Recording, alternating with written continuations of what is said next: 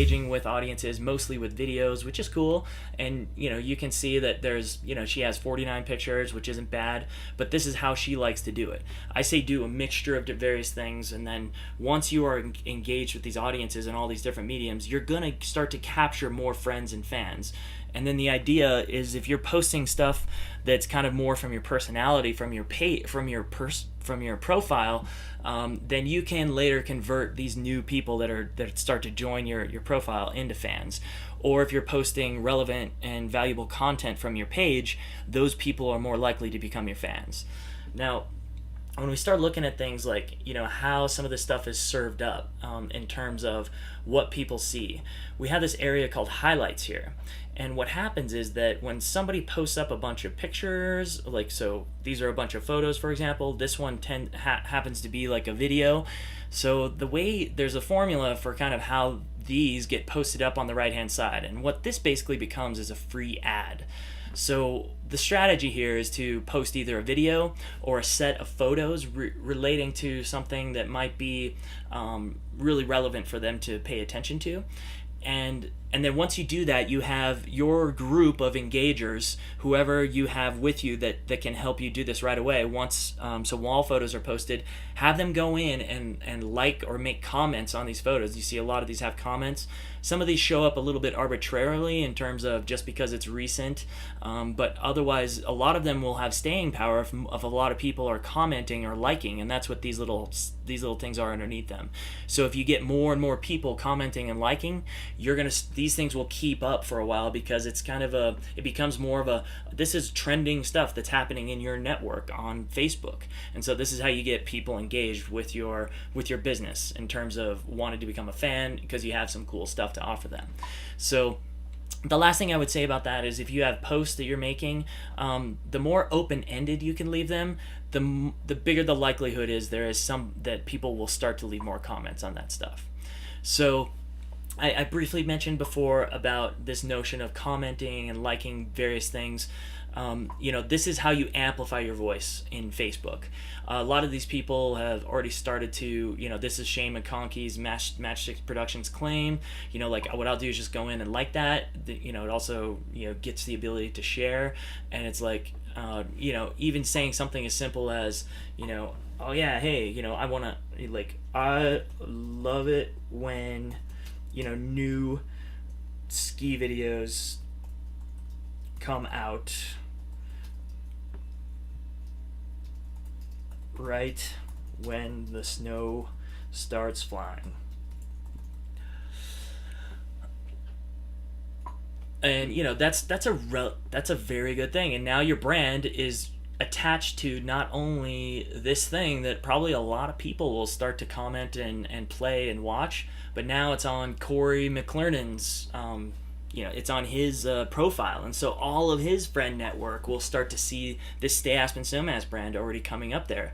And people who are looking at potentially going skiing, this guy's got 302 friends, and I bet you, $1 million, this guy has a lot of ski buddies as well, because he's passionate about that. Obviously, by doing this, it's going to give you that ability to get access to those people that he's also friends with and who might be traveling there. And you can see here, Vail Management Company is serving up an ad that they're paying for, because it's attached to things that he's talking about skiing and so on. So this is about engaging the community. And when you start integrating in these various ways, you can really go far with it. I mean, this search feature is probably the most important thing in terms of really finding customers to do it. And if you find stuff that people haven't done yet, you can make it up. So there's definitely people out there who have a passion, for example, for doing certain aspects of they're Aspen lovers, for example, but you can see your competition, for example. So these are all the pages that are related to ski.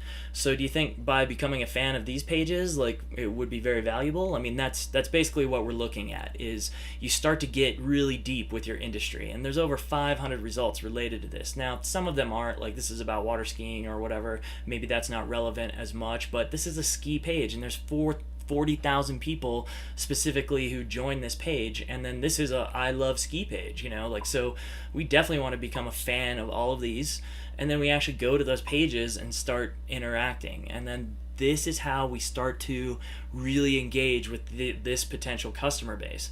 You can take it then to your profile and you start seeing like where these people are from and what they're doing, because you can start looking deeper and get a glimpse, and then you start adding them as friends if you really want them engaged with it.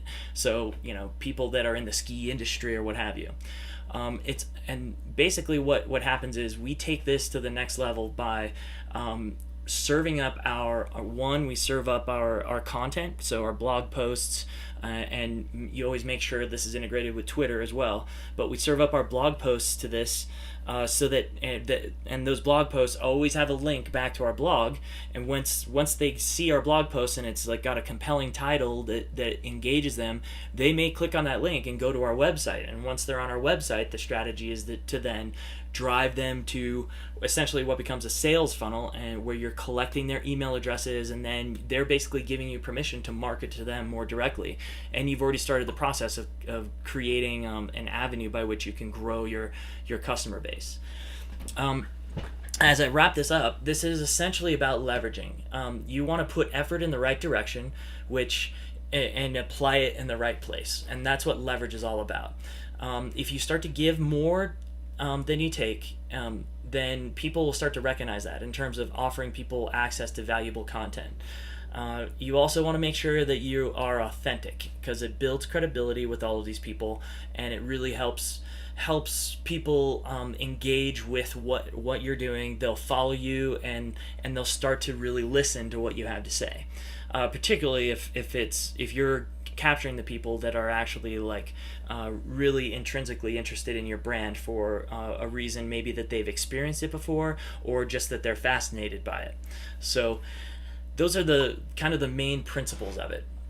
But just keep in mind that you shouldn't necessarily you shouldn't spam. So you want to keep your posts. You don't want to be duplicating your posts over and over, but changing the wording a little bit if you have a special, or there's a certain event coming on, or an update to an event, that's okay. But definitely don't just cut and paste like another person's post if you like it.